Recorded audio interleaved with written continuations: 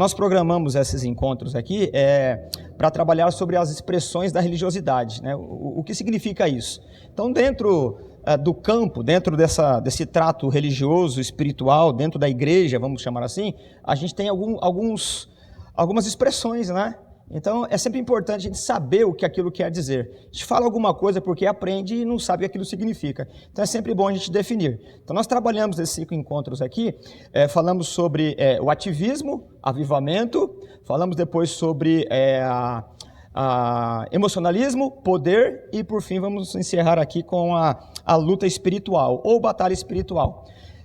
Aqueles que quiserem, desejarem esse esboço que eu estou trabalhando aqui, é só entrar em contato, pega meu contato aí do WhatsApp, eu te mando o arquivo, não tem problema nenhum.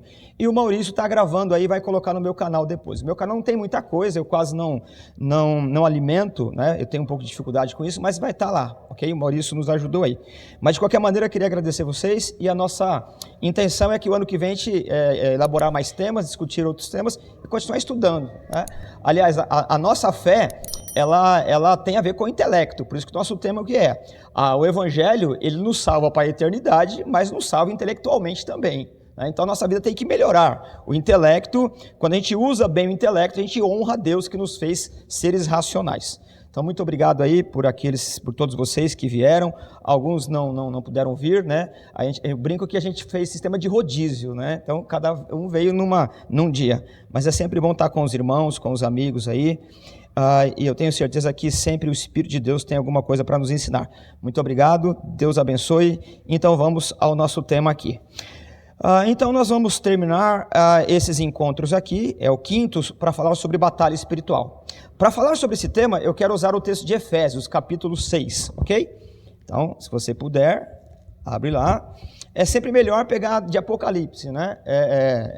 Fica mais perto aí. Você vem recuando, você vai chegar na carta de Efésios mais rápido. Outros têm um pouco mais de costume de manusear a Bíblia, vai encontrar rapidinho a sua maneira.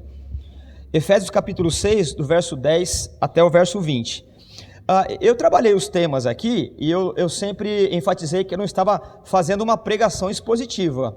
Pregação do Evangelho, tudo que você vai falar sobre um livro, seja ele qual for, você tem que expor. Tem que saber por que o autor escreveu, qual é a motivação, contexto histórico, aí você aproveita melhor um texto. Efésios, todo o texto bíblico, ele foi produzido dentro de uma cultura e foi produzido por alguém que estava dialogando com alguma dificuldade, não é? E eu sempre disse que a gente não estava fazendo uma exposição, estava tratando de forma temática, uma discussão sobre um tema.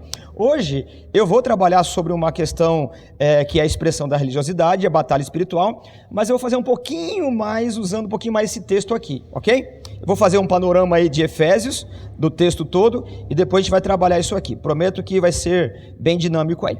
Então o capítulo 6, verso 10, está escrito assim: finalmente fortaleçam-se no Senhor, no seu forte poder, vistam toda a armadura de Deus, para poderem ficarem firmes contra as ciladas do diabo.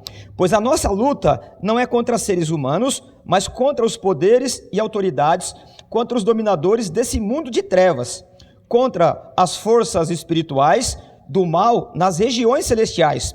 Por isto, vistam toda a armadura de Deus, para que possam resistir no dia mau e permanecer inabaláveis, depois de feito tudo, verso 14, assim, mantenham-se firmes, cingindo-se com o cinto da verdade, vestindo a couraça da justiça e tendo os pés calçados com a prontidão do evangelho da paz. Além disso, usem o capacete da fé, com o qual vocês poderão apagar todos os dardos inflamados do maligno. Usem também o capacete da salvação e a espada do Espírito, que é a palavra de Deus. Orem no Espírito em todas as ocasiões, com toda oração e súplica. Tendo isso em mente, estejam atentos e perseverem na oração por todos os santos. Orem também por mim, para que, quando eu falar, seja-me dado a mensagem, a fim de que, destemidamente, torne conhecido o mistério do Evangelho, pelo qual sou embaixador preso em correntes. Ore para que, permanecendo nele, eu fale com coragem, como me cumpre fazer. Muito bem, então o nosso tema aqui é batalha espiritual. Eu vou usar esse texto aqui de Efésios, mas deixa eu fazer um panorama primeiro da carta de Efésios, ok? Como é que o apóstolo Paulo, ele trabalha os seus textos? Geralmente, ele trabalha com uma metodologia que nos primeiros capítulos, e Efésios ele é bem dividido, são 6 capítulos, não é? A primeira parte, ele trata de doutrina, e a segunda parte ele trabalha de como essa doutrina ela tem validade na vida. É mais ou menos assim, em filosofia a gente chama mais ou menos assim, você pensa para viver, depois vive o que pensou, senão não adianta. Viver sem pensar ou pensar e não viver é desconexo, né? Então você precisa de alguma maneira entender como é que você tem aplicabilidade naquilo que você pensa. A fé não é uma coisa contemplativa, a fé ela tem que ter desdobramento prático na vida, senão não tem sentido. Então o capítulo 1, 2 e 3, o apóstolo Paulo, ele vai expor o texto, ele vai trabalhar sobre, no capítulo 1, por meio de um hino, a gente chama de doxologia, ele vai mostrar como a Trindade operou na salvação. De forma muito ligeira, ele vai dizer que o Pai nos elegeu antes da fundação do mundo, na história, né, ou no tempo eterno, o Pai nos elegeu. No tempo, na dinâmica do tempo, o Filho nos redimiu. E o Espírito Santo, ele nos selou. E tudo que ele fez louvor para a glória de Deus. A partir desse argumento de onde vem a salvação, e como a Trindade participa na salvação, quem que nos salva? A Trindade, né? É a dinâmica da Trindade, é o amor da Trindade que tomou a iniciativa de nos salvar. Em seguida, ele vai dizer que essa iniciativa, ela foi operante e poderosa porque nós estávamos mortos, nossos delitos e pecados.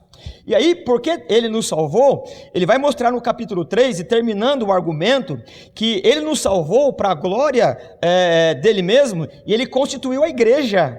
E aí tem uma palavra maravilhosa lá no texto grego, no capítulo 3, verso 10, que a igreja, ela é a constituição de pessoas diferentes, de cultura diferente, de características econômicas, intelectuais, sociológicas diferentes, mas é uma unidade.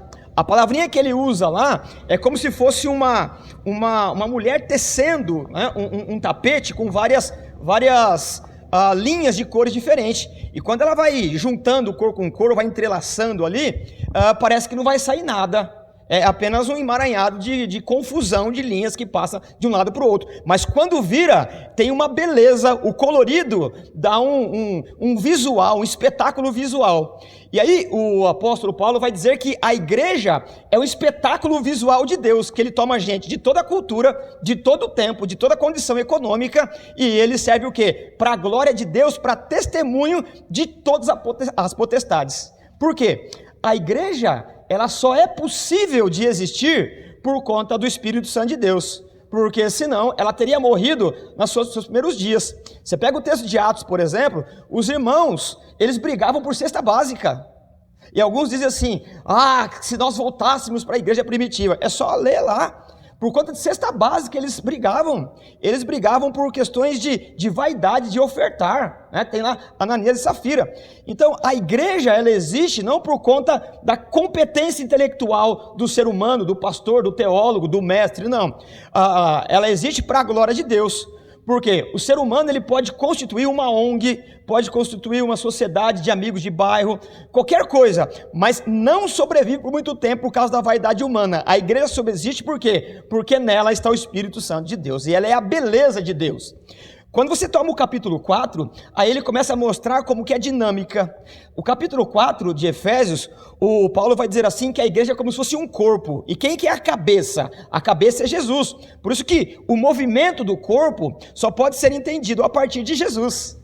Você não pode estudar, por exemplo, eclesiologia, que é a doutrina da igreja, se você não tiver uma boa compreensão de cristologia, que é a cabeça da igreja.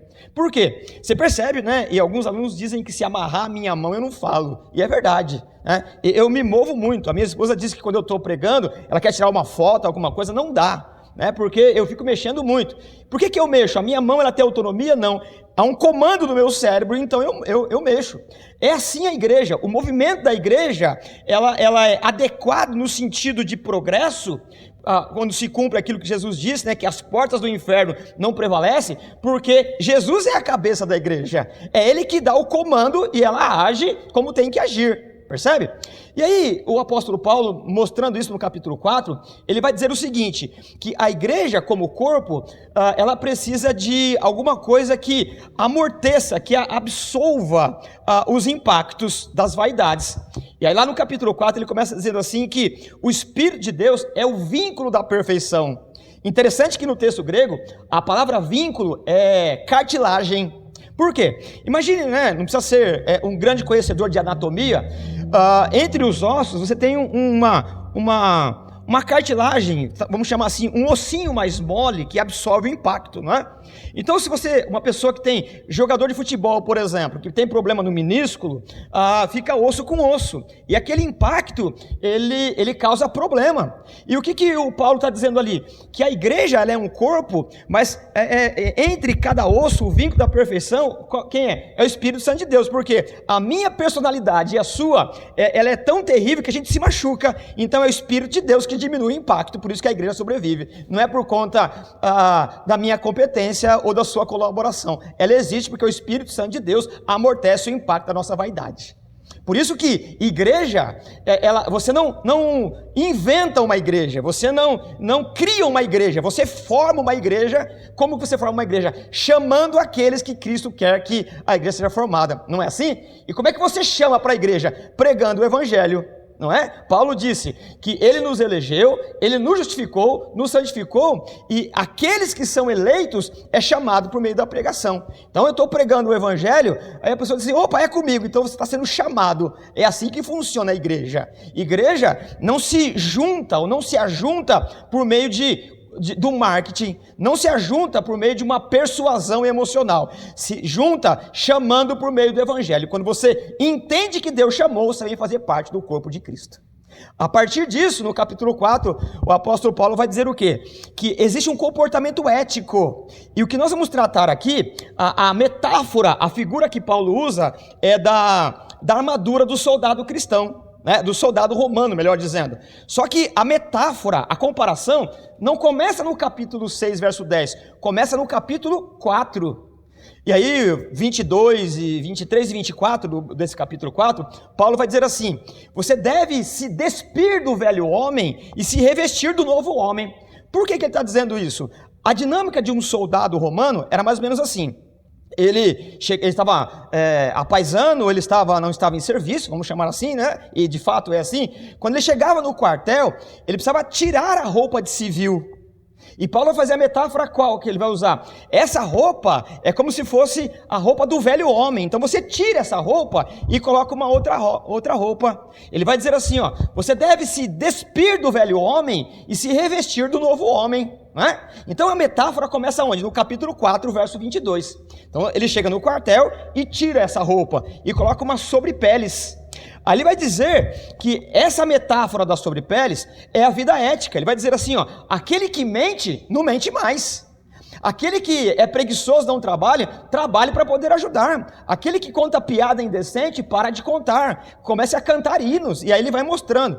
Qual é a dinâmica? Tira a roupa da mentira, coloca da verdade. Aí então, depois que ele trabalha toda a questão ética, se você está com o texto aberto, no capítulo 6, verso 10, é como se ele tivesse uma respirada, ele disse assim, ó, ufa, finalmente agora vamos colocar a roupa para lutar contra Satanás. Por quê? A nossa maior luta não é contra Satanás, é contra você mesmo, é o seu orgulho. Tem pessoas que fazem um espetáculo para lutar contra Satanás e vai em rede nacional e faz o demônio ali falar, dar entrevista, mas na verdade ele não resolveu primeiro o problema da ética e da moral dele.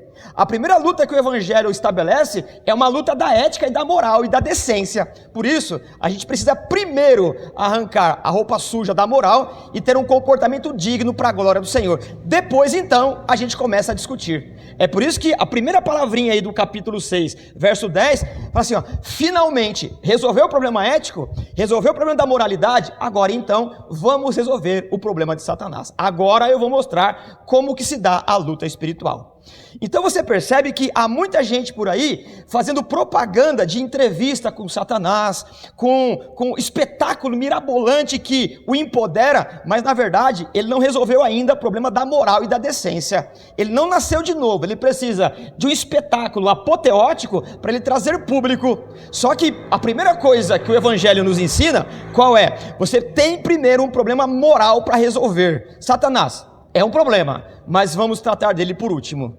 Ok? Então, o nosso tema aqui, ele é tratado com a sua importância, mas ele não deve ser tratado com os critérios que nós inventamos, porque nós sequer conhecemos a natureza total e global de Satanás. Nós sabemos que é um anjo caído, mais do que isso não dá para saber. Portanto, nós não temos competência filosófica, sociológica, psicológica, emocional, escriturística para definir quem ele é. É só Deus que sabe quem ele é, por isso é só Deus que pode dizer como é que ele pode ser enfrentado.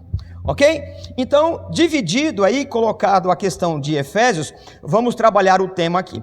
Efésios capítulo 6, verso 10, é o tema que eu vou trabalhar aqui, e eu preciso fazer algumas considerações. Ora, a primeira coisa que eu preciso dizer aqui é que é inexorável, existe dois reinos, e tudo na vida, ele vai se encaixar em um ou em outro, não existe uma terceira via. E o próprio Paulo, lá em Colossenses capítulo 1, 13, ele vai dizer assim, ó: ele, ou seja, Deus, nos resgatou do domínio das trevas e nos transportou para o reino do seu Filho amado. Então, a ideia de transportar é mais ou menos assim: todos já nascem nesse reino de trevas, e quando você tem a experiência do novo nascimento, o Espírito Santo, a Trindade, ela te toma desse reino e transporta você para cá. Então, os valores desse reino, eles estão em conflito com esse daqui. Não há comunhão, não há possibilidade de acordo. Eles se rechaçam por interesse. Não é? O interesse do reino de Deus é um, o interesse de Satanás é outro. Então não há possibilidade nenhuma. Então o que nós precisamos definir aqui? De fato, a Bíblia apresenta dois reinos. Os outros que vão aparecendo são derivados, ou de um ou de outro, mas em essência, ou esse reino, ou esse costume, esse grupo pertence ao reino de Deus, ou pertence ao reino de Satanás. Não existe uma neutralidade. Isso quer dizer que você não vai optar em entrar nessa batalha, ou você está de um lado, ou você está de outro, é o comportamento. Não há possibilidade de falar assim, não, eu sou isento, eu quero ficar na neutralidade, ou eu só quero conhecer o Evangelho, conhecer Jesus, eu não quero saber de batalha. Não existe isso, é impossível. Ou você pertence a um reino, ou você pertence a outro, não tem em cima do muro, não há neutralidade. Só que aí, nós precisamos definir a partir de agora, o que é uma batalha espiritual.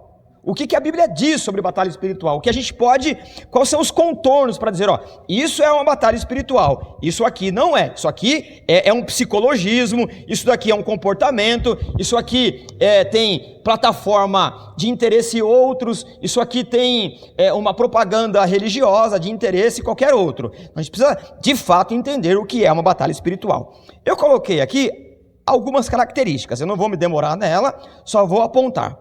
O que não é o negativo primeiro. A batalha espiritual não é aquela em que supostos iluminados ficam declarando que os demônios estão amarrados. Então é comum você ver pessoas aí na mídia dizendo assim, ó, está amarrado em nome de Jesus, eu ordeno e está amarrado. Você sabe que não é verdade. Você sabe que isso daí, ele dá um empoderamento a um tal sujeito e os neófitos, os mais inocentes, vão ficar amarrados a ele. Amarrado agora, não no sentido de amarrar Satanás, mas preso a ele como se ele fosse uma pessoa super espiritual. Então, o fato de alguma pessoa, porque em tese ocupa uma situação eclesiástica, ela tem poder de amarrar, bom, Jesus ele usou essa palavra amarrar, lá no capítulo 12 de Mateus, mas tem todo um contexto de amarrar, mostrando que o Filho de Deus, ele entrou no território de Satanás e o venceu por meio da cruz, ele está inerte, amarrado, mas não significa que você para a ação de Satanás com uma simples palavra, está amarrado em nome de Jesus. Você percebe que isso, então, ela dá uma autoridade ou confere uma suposta autoridade a algumas pessoas que não entenderam ainda o que significa o reino das trevas e o reino de Deus. Então, essas frases de retórica, frases de efeito, elas de fato elas não têm muito poder, elas são apenas um suposto poder, né? Isso não é batalha espiritual. O que não é batalha espiritual? Batalha espiritual não é um enfrentamento ou um desafio do crente frente a Satanás. Não é isso. Não admita nunca que você tem condições, você por você mesmo, de enfrentar Satanás. Daqui a pouco eu vou fazer uma leitura rápida, né? Algumas características de Satanás, para mostrar que é impossível vencer esse gênio do mal, né? Não tem possibilidade nenhuma. Então, não quer dizer que uma pessoa supostamente cheia do Espírito Santo de Deus, ele está apto a vencer Satanás. Isso também é uma falácia. Isso também não é bíblico, porque se isso fosse bíblico, nós estaríamos de novo debaixo de um poder, de uma ordem eclesiástica, onde tem alguns iluminados. Por quê? Algumas pessoas que elaboram um dom de línguas, algumas pessoas que têm supostamente uma experiência mística mais do que nós, elas teriam mais poder do que nós. E aí você percebe, quando algumas pessoas, elas mudam a voz, usam o seu status eclesiásticos, parece então que elas querem ocupar um lugar e você está inferiorizado. O problema é que, se você está inferiorizado e tem essa luta espiritual, como é que você vai resolver esse problema? Você tem que estar sempre dependendo de um guru espiritual. E tudo que a Bíblia mostra é que, quando você tem guru espiritual, você precisa sair dali, porque ninguém te faça presa dele mesmo. Então, enfrentamento de Satanás também não é o meio, não é. E por último, a luta espiritual não é para medir força, não é para medir o poder e a autoridade com Satanás. Isso é impossível. Satanás, ele é um anjo caído, ele tem atributos angelicais. Nós somos criados por Deus com uma especificidade, nós somos imagem e semelhança de Deus. Agora, Satanás, ele, embora não tenha a semelhança de Deus, ele tem capacidades outras que nós sequer sonhamos, tem um poder absurdo. Então, quem é Satanás? Quem são os anjos que caíram? Isso mesmo, anjos que caíram, não são deuses, mas têm um poder estratosférico muito maior do que o nosso. Bom, então nós precisamos entender que a batalha espiritual não é uma medição de força. Se eu medir força com Satanás, eu vou ser um capacho. Não tenho condições. Para você ter uma ideia, que essa suposta luta contra Satanás, ela é rechaçada pela Bíblia. Quando você pega o texto de Judas, por exemplo, o Judas, né, escrevendo o texto, ele vai escrever que quando o arcanjo Miguel disputava o corpo de Moisés contra Satanás, o próprio arcanjo não mediu força com Satanás. Ele disse assim: o Senhor te repreenda. Percebe? Então você vê uma humildade de alguém que sabe que é Deus que sabe dar os caminhos, que sabe oferecer a metodologia de vencer Satanás. Sequer o arcanjo Miguel quis usar de uma autoridade que ele não tinha. Então você percebe que todo argumento que empodera alguém, é melhor você abrir os olhos, procurar orientação, porque você pode estar saindo da panela e caindo no fogo. Agora, é evidente que nós temos uma batalha espiritual, ok? Então, o que não é uma batalha espiritual? O que é uma batalha espiritual? A gente precisa definir. Ora, o texto que nós lemos de Efésios diz assim que as armas que nos foram dadas é para resistência, não é? Agora, quando você pega o texto bíblico, você tem que considerar que aquele texto não foi escrito em língua portuguesa. Você precisa de um pouco mais de competência gramatical, ou procurar alguém que o tenha, para você entender o texto aqui. Por isso que alguns são dados para mestres, que ele tem um pouquinho mais de condição, por preparo teológico, intelectual. Não é que o outro é diferente, porque não tem. Você tem outras habilidades, mas você precisa entender o texto. E Paulo vai dizer, né, essas armas que são dadas aqui, elas são para você resistir. A palavra resistência para nós, ela é uma ideia de você oferecer uma força, não é? Em língua portuguesa. Só que o texto lá não diz isso, que nós não temos condições nós mesmos de resistir. A ideia de resistir, a palavra, ela tem uma ideia de que Deus oferece os meios para diminuir o raio de ação de Satanás. Percebe? Então, quando você vai observando a metodologia que Paulo oferece aqui por meio da iluminação, você vai diminuindo o raio de ação. Portanto, a batalha espiritual é uma ordem de resistência. O que é resistência? É diminuir o raio de ação do adversário. E aí, então, como é que se diminui o raio de ação? Dando ordem para ele? Está amarrado em nome de Jesus. Pode vir que a gente expulsa. Não, não é assim. Possessão maligna, ela é um caso extraordinário. Eu não nego a possibilidade de possessão maligna. Uma pessoa ela pode estar cheia de demônio, mas não é sobre isso que eu estou falando. Uma pessoa cheia de demônio, como eu falei aqui em outros encontros, se entrar alguém endemoniado aqui, aí mesmo, a América, o Maurício, os irmãos aí, expulsa em nome de Jesus, está resolvido. Deixa nem chegar aqui, irmãos, pelo amor de Deus, né? Expulsa aí mesmo. Não é essa a guerra que Jesus está dizendo. Essa é uma coisa extraordinária, é extra. Existe um ataque ordinário, constante, concomitante. Ele não desiste, é a todo momento. Então, nós precisamos identificar como que Satanás atua para que a gente possa usar as armas que está sendo descrita aqui. Então, a luta, a batalha espiritual, ela não se dá no campo do espetáculo, não se dá na demonstração de um suposto poder, ela é muito mais sorrateira, e é isso que a gente precisa compreender aqui. A nossa batalha espiritual é uma oposição aos projetos malignos que depreciam a dignidade humana, os projetos que são contrários à moral do Evangelho. O campo de batalha de Satanás, ele aparece aonde? Na nossa mente. É por isso que você sempre vai encontrar na Bíblia, para você guardar a mente, para você pensar no Evangelho, para você meditar na palavra de Deus.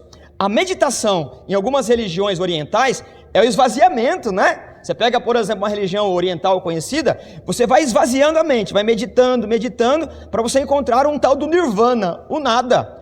A ideia de meditação na Bíblia é o contrário, é a ideia de você encher a mente, nada pode escapar. A ideia de entrada, para que você se encha de valores do reino de Deus. Por quê? Porque Satanás, ele atua sorrateiramente por meio de sugestão ideológica, emocional, e a batalha se dá no campo da mente. E é isso que nós vamos trabalhar aqui. Nossa batalha espiritual, ela dá na sugestão. Por exemplo, toda ideologia que ela implica na dignidade humana, ali tem uma batalha espiritual.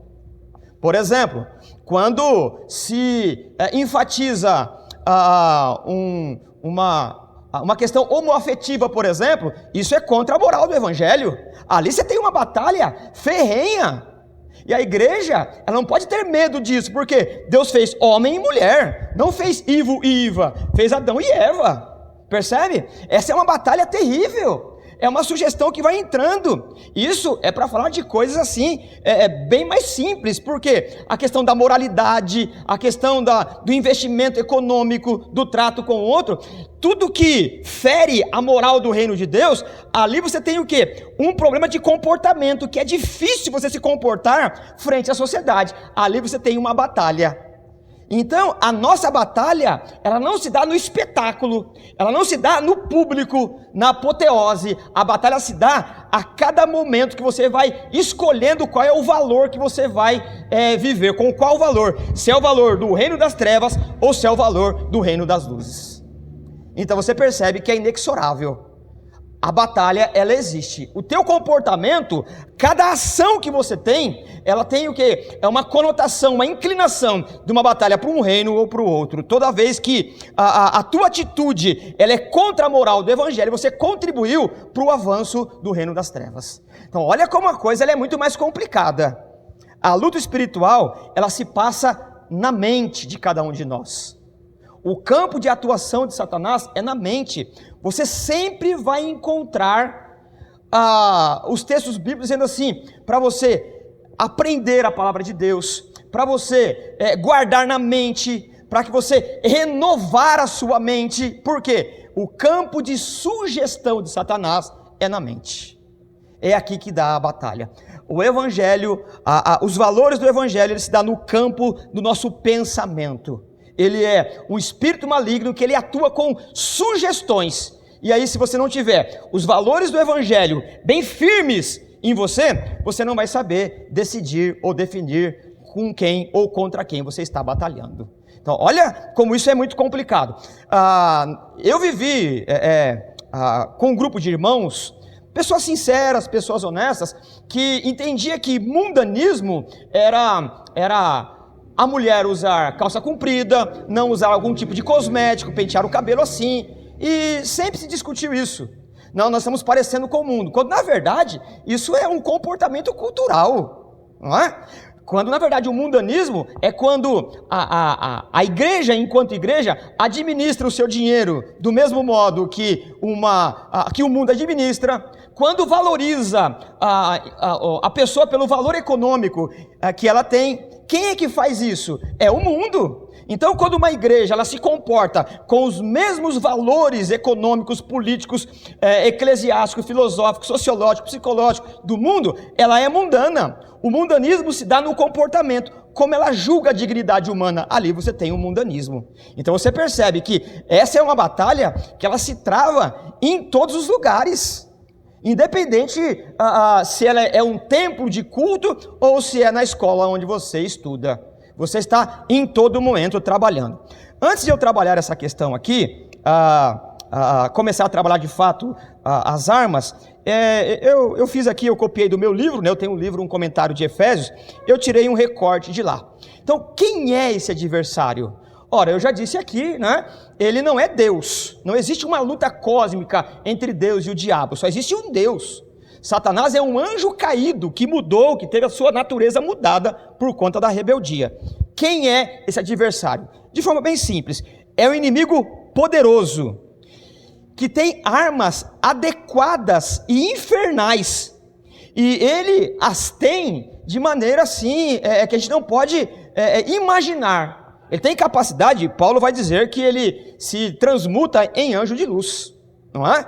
E ele tem inteligência. Ora, por mais inteligente que seja um ser humano, que seja um Einstein, Isaac Newton, que seja um Spurgeon, que seja a pessoa mais inteligente que já surgiu, ou a reunião de todos os homens inteligentes, não pode alcançar a capacidade intelectual do menor demônio, porque ele é muito mais inteligente, porque ele é um anjo e tem recursos intelectuais muito maior. Então você percebe que é uma luta desigual. Se reunir toda a nossa capacidade econômica, toda a nossa capacidade militar, financeira, política, a gente não pode vencer o menor adversário. Então você percebe que é uma luta que a gente já entra para perder. Ele é agressivo e irreversivelmente maligno. Não há uma mudança de natureza. E nunca. Satanás sempre vai ser Satanás. Seus anjos serão sempre anjos de Satanás. Ele é sagaz, maligno, tem recursos incalculáveis. Então você percebe que uma lida muito rápida, você percebe que o nosso oponente, o menor deles, tem recurso que a gente não pode vencê-lo. Imagine a reunião do príncipe do inferno, de Satanás, do diabo e os seus asséclas e os seus demônios. Ora, nós não temos condições de vencê-lo. Então, nós precisamos de que Deus nos dê o caminho para vencer Satanás. E é isso que nós vamos fazer a partir de agora, ok? Então, a batalha espiritual não se define pela inteligência de um líder eclesiástico. Não se vence pela capacidade de um suposto poder de um guru iluminado, porque não há possibilidade de ele entender como que Satanás age. Então, não tem como você enfrentar um inimigo que você não conhece. Agora, eu não posso ser racionalista, ignorar, porque a Bíblia diz para nós tomarmos cuidado com esse gênio maligno. Ora, então, o serviço todo de um pastor, de um pregador do evangelho, é ensinar todos os arcanos de Deus, tudo aquilo que diz respeito ao evangelho, a vida, a moral, o que aconteceu na cruz, o processo histórico de redenção. Esse é o papel da igreja. Para quê? Para que você tenha alguma questão da razão da sua fé. Percebe que sempre que o texto fala de fé, ele fala de razão, de intelecto. Por isso que a nossa fé não é um suicídio intelectual. Ora, então, o único que pode nos dar a maneira adequada de como vencer Satanás é o próprio Deus. Então nós temos que confiar que Ele tem o caminho certo. Bacana. Então agora nós chegamos, de fato, nas armas que Deus diz que são os meios para vencer Satanás. Ok? Então lembre-se que a ideia da batalha espiritual, ela se dá no campo da mente, das ideologias, tudo aquilo que é contrário. Aí então, nós vimos que Paulo usa a metáfora da moral, né? Primeiro mostrando o soldado romano tirando a roupa da mentira, colocando a verdade e assim por diante. Agora ele vai pegar o mesmo soldado romano, que ele já trocou a roupa da moral, que ele está resolvido nesse campo, ele vai dizer agora como é que você luta contra Satanás. Aí então, são as peças externas do soldado. Bacana. E aí então eu passo a descrevê-las aqui de forma bem dinâmica. No capítulo 6, verso 14, você tem ali a primeira arma, a primeira parte do equipamento do soldado romano, que vai ser usado como metáfora. O que é metáfora? Metáfora é uma figura de linguagem. Você toma um objeto, um símbolo, para explicar o outro, por analogia, né? Então, aparece ali, primeiro, para vencer Satanás, você precisa usar o cinto da verdade. E aí eu preciso saber o que é o cinto da verdade, né? Primeiro que a verdade que ele está trabalhando aqui não é a verdade do comportamento moral, não é isso. Não quer dizer que você deve ficar mentindo. Qualquer pessoa incrédula sabe que o bom senso, a relação social, a verdade ela sempre prevalece.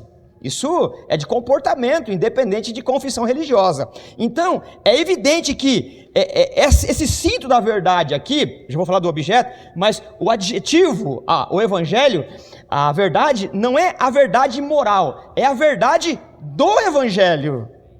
O cinto que deve prender essa parte aqui, não é eu contar a verdade para você no âmbito da relação, é viver o evangelho. Percebe que a luta aqui não é de relação social, eu conto a verdade para você e conto para você. Isso é o que se espera de uma pessoa minimamente inteligente.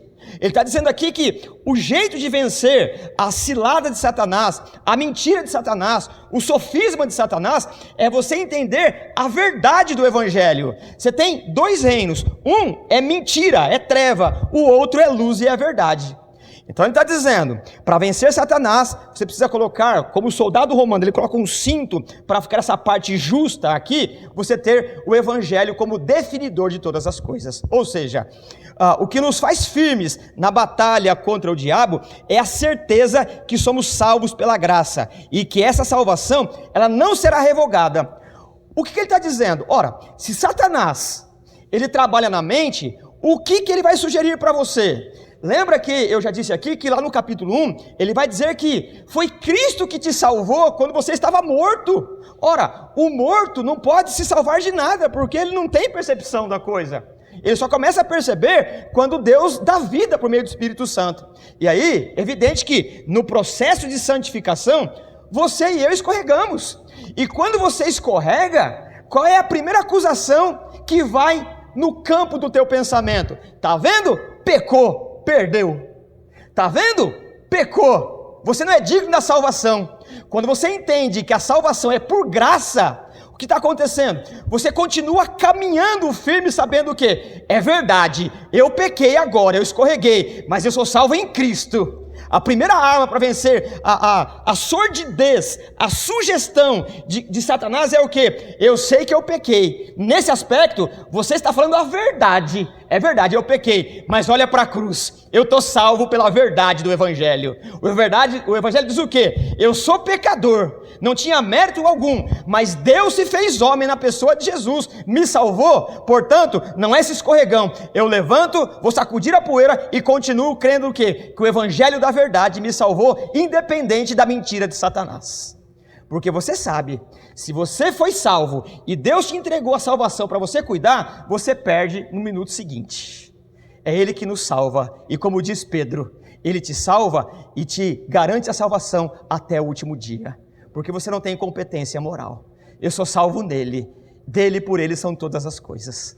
A ideia de cingir o cinto da verdade, quando o soldado romano ele colocava o cinto, ele apertava bem, e ele usava inclusive para colocar alguns objetos, como se fosse o cinto de utilidades do Batman, né? Mas também se fosse um lutador, esse cinto, ele era usado para que a roupa daquele que entrava na arena para lutar, a roupa não ficasse muito solta, né? Eu imagino que a expressão moderna seria: aperte o cinto. Você entende isso? Ó, vamos correr, aperta o cinto aí, vamos correr. Por quê? À medida que você anda, e se a roupa ela está muito solta, ela te atrapalha. Então, para que você não tenha prejuízo na jornada da vida, para que Satanás não te abata com os seus percalços, o que você faz? Pega o evangelho, aperta e continua caminhando. Acusações virão a todo momento. Você é pecador, você é pecador. Que grande novidade, disso eu já sei, mas Jesus já me salvou, a cruz de Cristo já pagou os meus pecados.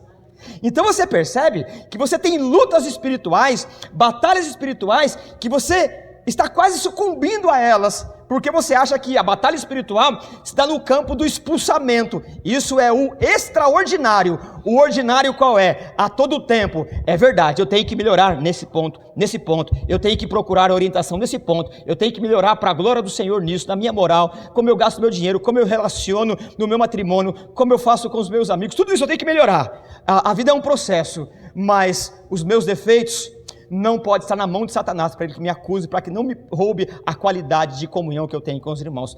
Caiu, escorregou, levanta e continue. Por quê? Amarra os cintos, aperta o cinto. Eu sei que eu sou pecador, mas eu sou regenerado. Então você percebe que Paulo trabalha a questão da batalha espiritual no âmbito muito mais da pessoalidade do que do extraordinário, do que do apoteótico. O segundo texto, ou a segunda característica, também está no verso 14, depois do cinto da verdade, ele diz o quê? Que nós vamos usar a couraça da justiça. E aqui também, evidente que nós precisamos associar isso daqui a um item importante do Evangelho. A ideia de justiça, ela vem da justificação. E justificação é uma palavra forense, é uma palavra do fórum, do jurídico, mostrando o quê? Que nós éramos pecadores, e quando o juiz foi bater o martelo para nos condenar, Jesus pagou, então a nossa dívida, ela está justificada na cruz. Então, o que é a couraça da justiça? A couraça da justiça é que nos dá firmeza contra as ciladas de Satanás em relação à justificação. Ou seja, o soldado romano, quando ele ia para o enfrentamento, os inimigos atiravam as flechas, os dardos cheios ou inflamados, né, com fogo. E para que aquilo fosse resolvido, ele usava um equipamento, uma couraça para proteger os órgãos vitais. Então, qual seta Satanás ele lança na nossa mente? Que o nosso pecado nos distancia de Deus, assim como nós trabalhamos aqui na verdade. Só que nós podemos usar como contra-argumento que é verdade, eu era pecador, agora em Cristo eu fui justificado. O próprio Paulo, em Romanos 5, ele vai dizer assim: tendo pois sido justificado, temos paz com Deus. Então, a couraça da justiça significa o quê? Ele faz uma analogia de uma parte importante da roupa do soldado romano, mostrando o quê? Que os dados inflamados de Satanás, quando nos acusa, eles são apagados quando eu entendo que Jesus me justificou. Ele é o meu advogado, ele pagou na cruz. E eu o recebi como Salvador, então eu estou justificado diante de Deus. Nenhuma acusação há para aqueles que estão em Cristo Jesus. Então você percebe que no dia a dia você recebe muitas setas de Satanás no pensamento, no coração, num sagrado secreto, numa intimidade, como se você não fosse digno de salvação. E é verdade, não há dignidade pessoal na salvação. A salvação vem por meio da cruz de Cristo. E porque Ele nos justificou, então, o jeito de vencer a sagacidade de Satanás, dizendo que eu não posso receber, é mostrar o quê? É verdade, eu sou pecador, mas olhe para a cruz, Cristo me salvou, Cristo me salvou. O que dá sustentação, sossego de alma para o crente, são as verdades do Evangelho. Se a verdade do Evangelho não te traz sossego, você está correndo risco. Você precisa nascer de novo. O evangelho não se dá no espetáculo do milagre cotidiano, se dá num fator histórico. Na cruz, Cristo pagou o seu pecado e nenhuma acusação há para aqueles que estão em Cristo Jesus. Crer na justificação pela graça torna a mente do crente impenetrável aos dardos da mentira. O adversário, aliado com os demônios, que quer nos convencer que nossa dívida não foi quitada, que estamos em débito com Deus, é mentira. Fomos justificados, Cristo cancelou na cruz. E você sabe, nós somos de tradição, e o ser humano é assim, não é nem só o campo, né? essa pluriculturalidade do brasileiro, né? Que tem várias religiões no seu bojo cultural. Mas o ser humano por si só, ele não admite uma religião que ele tenha, para ser salvo, tem só que receber. A gente sempre quer alguma coisa, ou subir a escada de joelho, ou dar o dízimo, alguma coisa para sentir que teve participação. O evangelho não é assim. O evangelho não é assim. O evangelho, você estende as mãos vazias e recebe a salvação. O que você faz depois, faz por gratidão, não para acontecer. Então, você deve entender o quê? Que tudo que eu devia foi pago, mas não por conta de mim. Eu não tinha recursos, nem emocionais, espirituais. A minha situação diante de Deus é falência. Então, Deus se fez homem, pagou o meu pecado na cruz, venceu a morte e me deu a salvação. Portanto, eu não devo nada. Tudo que eu devia está na conta do meu Salvador. E foi Ele que me salvou. Portanto, essa acusação também é um dardo de Satanás, que ela vai minando a força emocional. É por isso que nós precisamos brindar, ou brindá-la. Em qual aspecto? Impermear a nossa mente. Todas as vezes que uma sugestão, que a gente não sabe de onde veio, não sabe por que veio na nossa mente. Eu não tenho direito à salvação. É mentira. Se você recebeu Jesus como Salvador, você está vencendo a batalha da fé. Você precisa de Jesus. O capítulo 6, verso 15, ele fala da sandália da paz. A ideia de sandália aqui, para que a gente tenha uma ideia bem aproximada, é como se fosse um sapato, uma sapatilha de alpinista, ou de jogador de futebol, que tem os cravinhos. Mas de alpinista, ela é melhor, não é? Porque quando o alpinista está praticando lá o seu esporte, ele vai fincando a sapatilha, aqueles ferros pontiagudos, na rocha ou em algum lugar que é permeável, né? Ele penetra, então aquilo fixa. Essa é a ideia. Então, a sandália da paz, o apóstolo Paulo usa dessa analogia da seguinte maneira: quando o soldado romano ele precisava viajar, para ele ir mais rápido, ele ia pisando e fincando o pé. Então ele tinha mais estabilidade nos terrenos. Ou quando um atleta nas Olimpíadas ia lutar também, quando ele batia o pé, o adversário ficava com mais dificuldade. É isso que ele está dizendo. O evangelho é como essa sapatilha, a sandália do soldado romano. Você bate o pé porque ela é a sandália da paz. Qual é a oferta da paz do evangelho? O evangelho, diferente do que a gente vê por aí, não é uma ideia de paz plena. Não é uma ideia de que você vai viver numa vida isento de guerra. Isso é impossível. Aliás, o que nós estamos falando aqui é de uma batalha espiritual. Não tem possibilidade, enquanto Jesus não voltar, essa batalha vai acontecer. Há um conflito. Então, que tipo de paz o evangelho oferece? Ora, você precisa entender isso aqui na raiz do problema. Você precisa entender isso aqui, como que a Bíblia, ela trabalha, como as Escrituras revelam, e como a teologia ela vai se organizando para explicar isso daqui. Ora, o problema do homem é que ele está em rebelião com Deus. O maior inimigo do homem é o próprio Deus. Ora, lá no Jardim do Éden, quando Adão pecou, foi um efeito dominó. Ele pecou, todos pecaram. Então ali, o homem e o Criador se tornaram inimigos. O ser humano ele está em conflito com Deus. É por isso que a inimizade com Deus desencadeia um processo de dificuldade com o mundo, com a carne, natureza pecaminosa, e contra Satanás. Então o nosso problema é com Deus.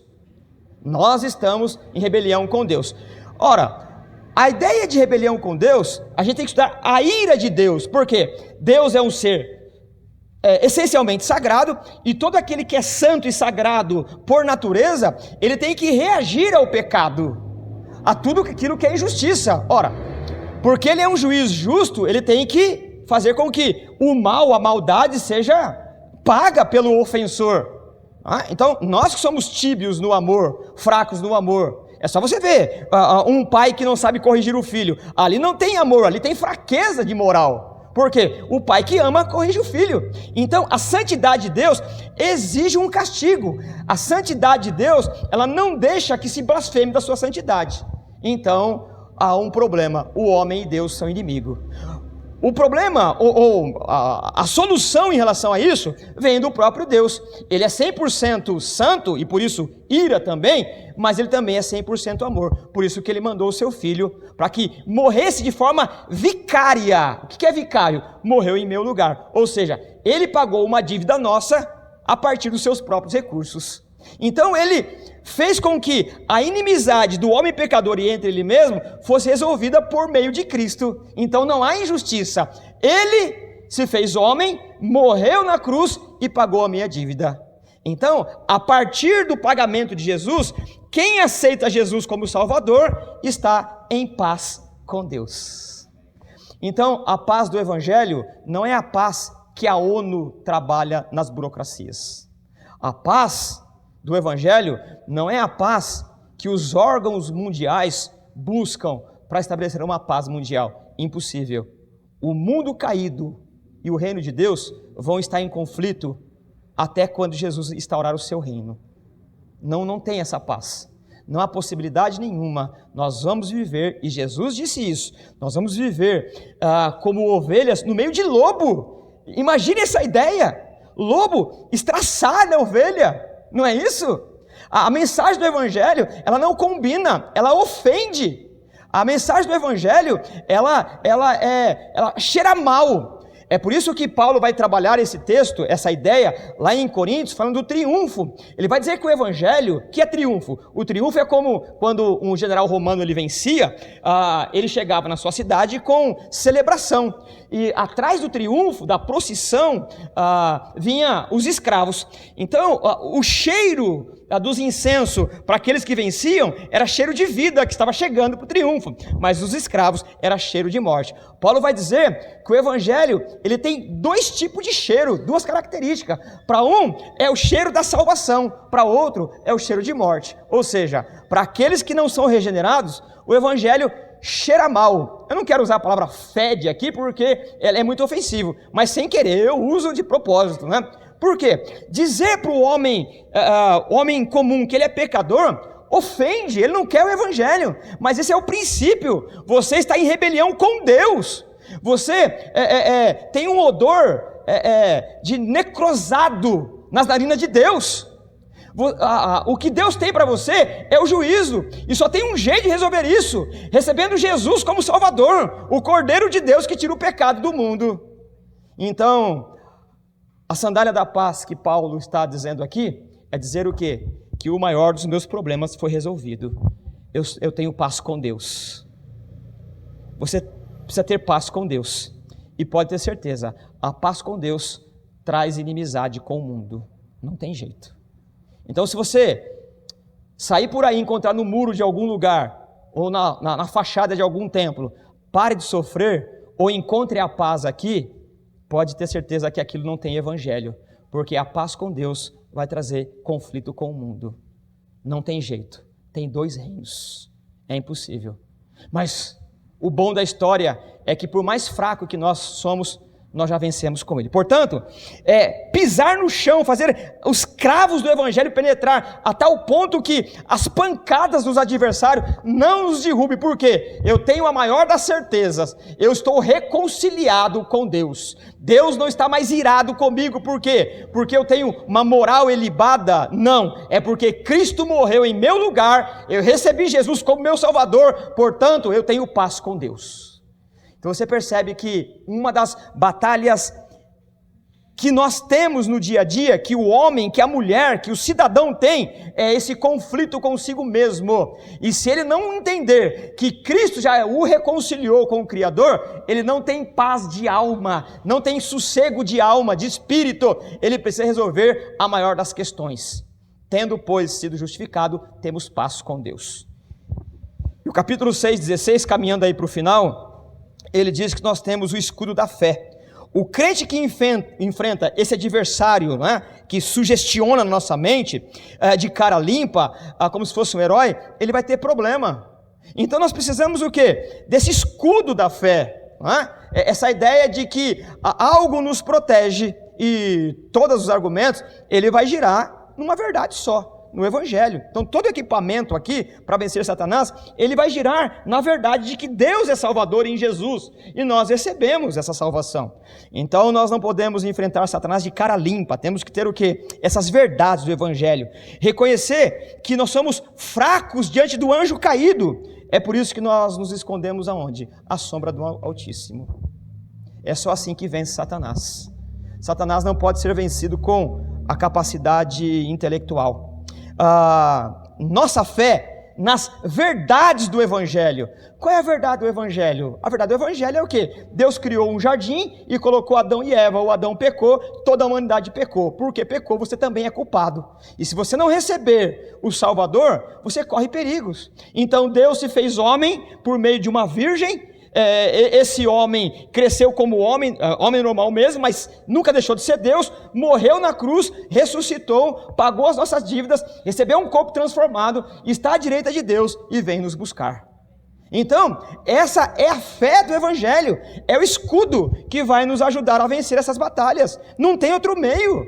É claro que essa proposta, ela vem de Deus, que tem mais inteligência do que nós.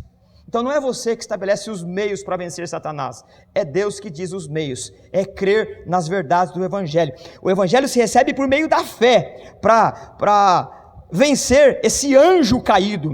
É por isso que nós nos escondemos à sombra do Altíssimo para nos proteger.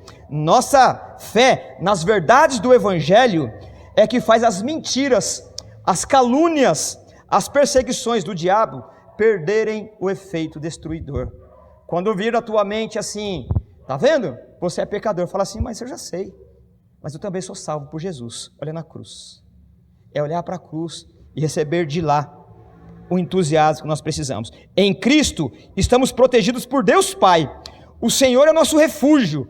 O Senhor é a nossa fortaleza. Ele é o socorro bem presente. Ele quebra as flechas e faz parar a guerra. Essa guerra que nos atormenta.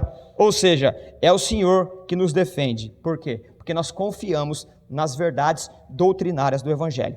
E aí o capítulo 6:17, caminhando para o final, ele vai dizer que nós temos que usar o capacete da salvação. E aqui tem uma coisa que eu fico assim particularmente muito entusiasmado, né? Uma alegria bem inominável, não dá para descrever, né? Indizível. O que é usar o capacete? O capacete, ele era colocado como uma espécie de coroação. Eu faço uma analogia mais ou menos assim. Em algum tempo da minha vida, eu joguei futebol. E o que acontecia? Antes da partida, você entrava no vestiário e cada jogador tinha o quê? O seu armário. Né? A gente vê na televisão isso daí, né? Tem a foto lá. No meu tempo não tinha foto, né? Mas você tinha lá o nome de cada um, o número, a camisa, passadinha, bonitinha. E aquilo lá era uma coisa assim maravilhosa, né? A chuteira engraxadinha, então você pegava as suas coisas.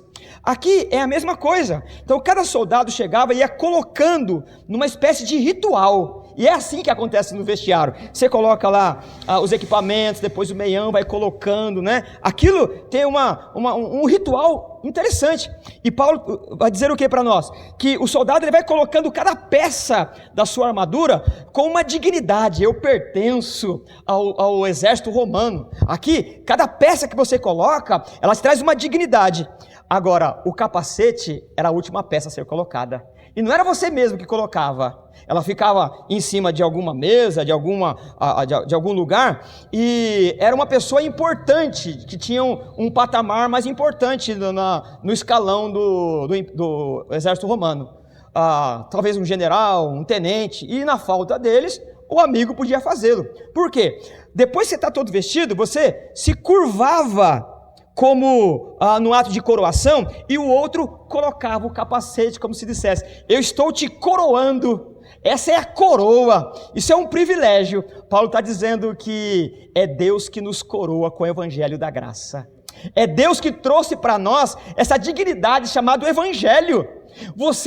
E lembra que o texto, lá no capítulo 1, ele diz o quê? Você estava morto, agora Ele te deu vida, Ele te salvou, pagou todos os seus pecados, Ele te deu uma envergadura ética e moral por meio dos valores do Evangelho. Agora Ele foi te vestindo de uma nobreza para você lutar contra as maiores potestades.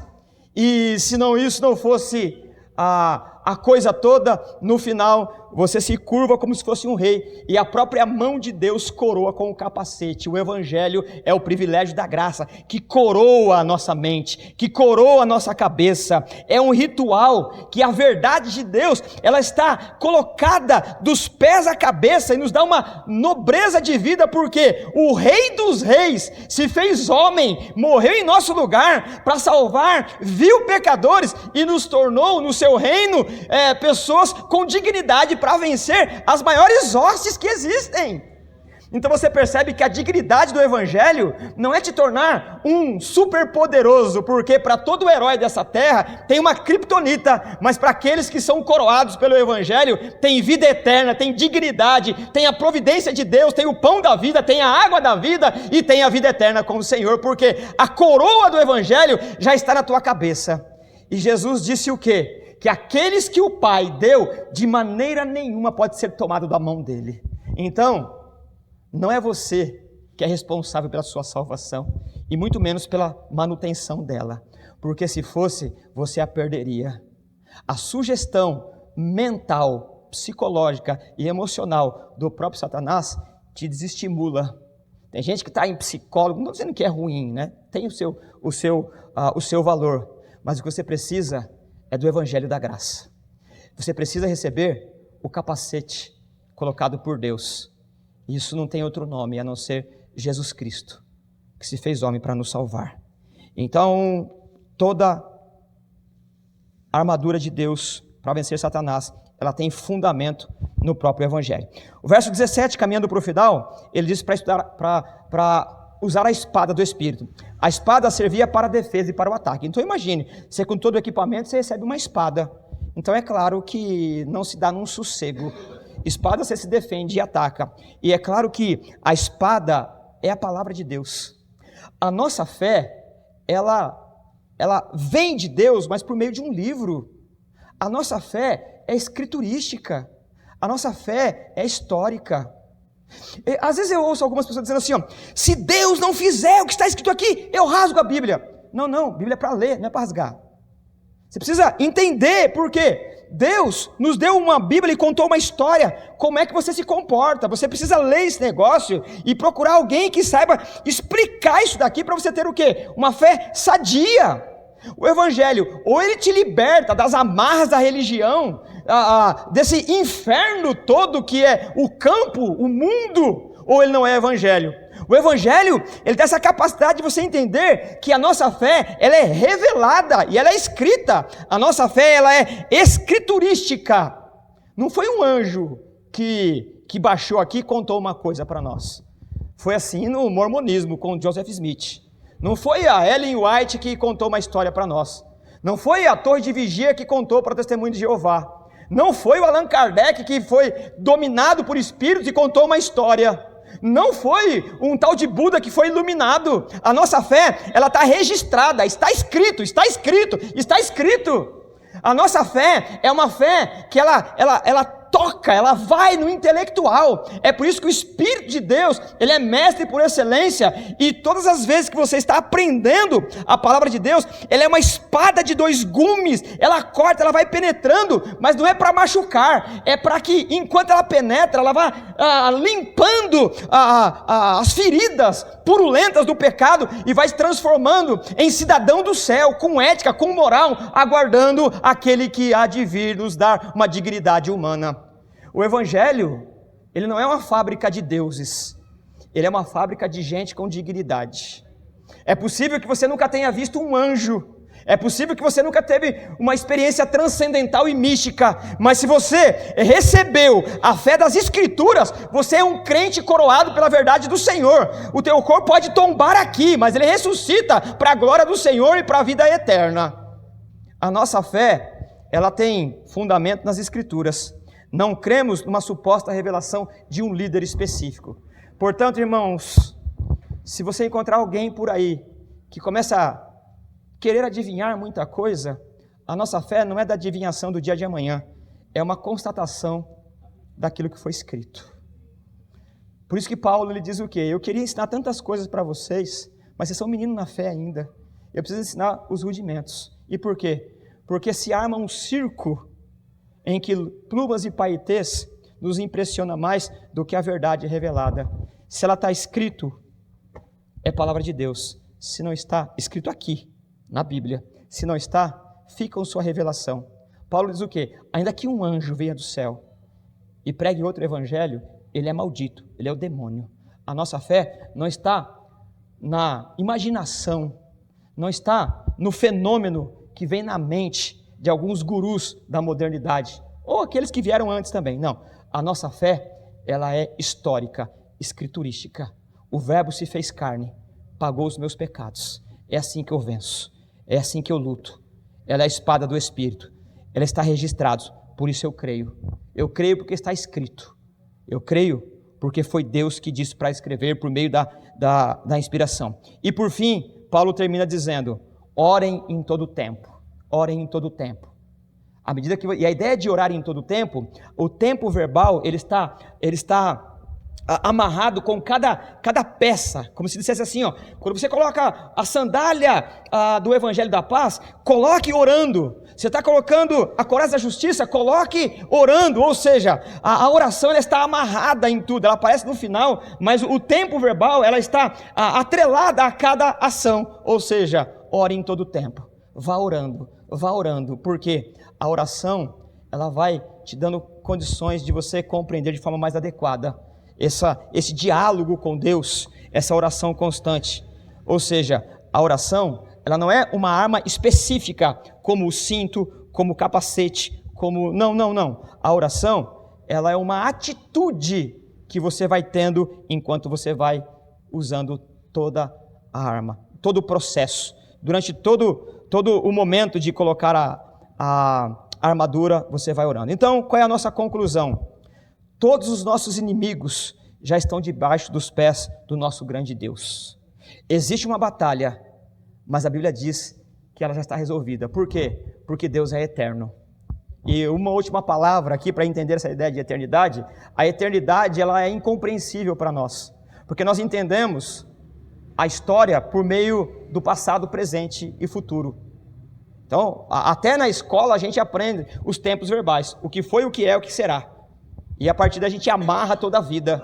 E Deus não tem passado, não tem presente, nem futuro, Ele é eterno. O contrário de tempo é eterno. Nós somos seres temporais, precisamos construir. Olha, o que eu vivi é passado, o que eu estou vivendo é futuro. O problema é que o Agostinho vai dizer o quê? Que o presente já não é, já foi, tudo passado. Então ele tem na nossa cabeça, e a gente anseia alguma coisa, é futuro. Deus não existe, nem passado, nem presente, nem futuro. Deus é, Deus só é, Deus só é.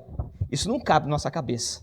Imagine para Deus, que é onisciente, agora, nesse lapso de tempo, Ele está criando o mundo agora, Ele está orientando Adão agora, o Adão está pecando agora, o Abraão está sendo chamado agora, o Moisés está tendo a revelação das leis agora, Jesus está sendo crucificado agora, e a igreja está na eternidade agora.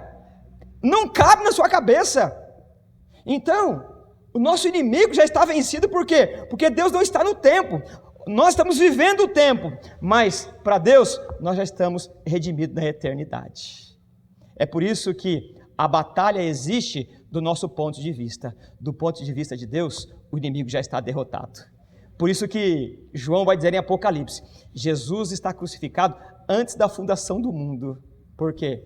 Porque na eternidade de Deus está tudo resolvido. A tua angústia, a tua luta é tua. Para Deus não tem mais nada, porque Ele já estava contemplando você na eternidade com Ele. Isso traz um sossego de alma, porque eu não sei o que acontece amanhã, mas eu vou para a incerteza da batalha do amanhã, sabendo que o meu Senhor já está lá, porque tudo é eterno para Ele. Então nossas batalhas são resolvidas, não porque elas não serão enfrentadas, mas porque eu sei que Ele transcende ao tempo, transcende ao espaço, transcende a cultura. Só Ele é. E se nós somos, nós somos nele. Nós somos nele. Portanto, nossos inimigos já estão debaixo dos pés do grande e único Deus. Tanto a morte, como o pecado e o próprio diabo já foram vencidos pelo poder do Evangelho. Basta que nós deixemos o Evangelho nos fortalecer. Porque, como disse João, aquele que está em nós é maior daquele que está no mundo. Portanto, que as nossas batalhas sejam vencidas pelo poder do Evangelho, não pela artificialidade do campo religioso, místico e de empoderamento de alguns gurus. O nosso Salvador é Jesus, o nosso Mestre é o Espírito, o nosso Pai é o Deus Criador. Ninguém pode vencer a Trindade, e nós estamos nele, salvos para a glória de Deus. Que o Senhor nos abençoe a vencer as batalhas.